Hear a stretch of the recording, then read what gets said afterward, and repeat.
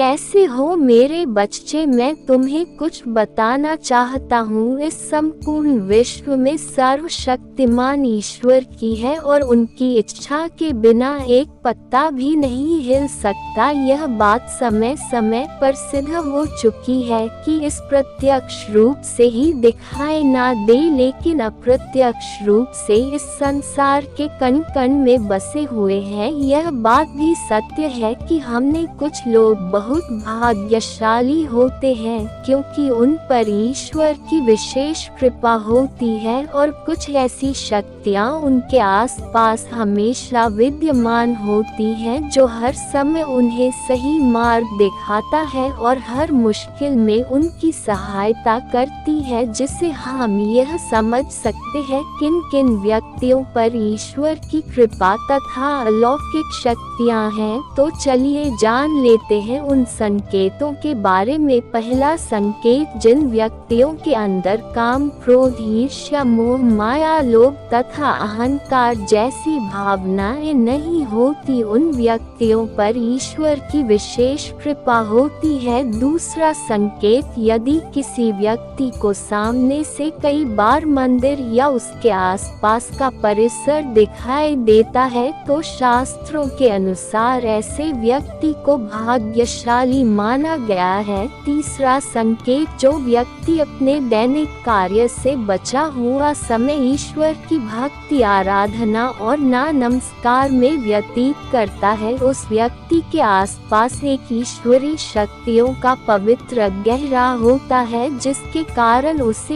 ईश्वर का आभास होता रहता है। चौथा संकेत, जो व्यक्ति समाज के प्रति अपना दायित्व समझते हुए सत्कार्य और पुण्य के काम करते हैं, ऐसे व्यक्ति अंत में मोक्ष प्राप्त कर लेते हैं। पांचवा संकेत, ईश्वरी कृपा प्राप्त व्यक्तियों में एक अनोखी शक्ति भी होती है और वह शक्ति पूर्वाभास यानी कि भविष्य में होने वाली कुछ विशेष घटनाओं का पहले ही आभास हो तो आपके ऊपर भगवान की विशेष कृपा है। छठवां संकेत, कुछ लोगों को हमेशा अपने आसपास एक विशिष्ट प्रकार की सुगंध का अनुभव होता है, उनके ऊपर ईश्वरी की उपस्थिति का संकेत तथा देवी देवताओं का आशीर्वाद होता है। सातवां संकेत, ईश्वर का समय यानी ब्रह्म मुहूर्त सुबह 3:30 से लेकर 5:30 या 6 बजे तक का समय होता है। उससे ऐसा करने से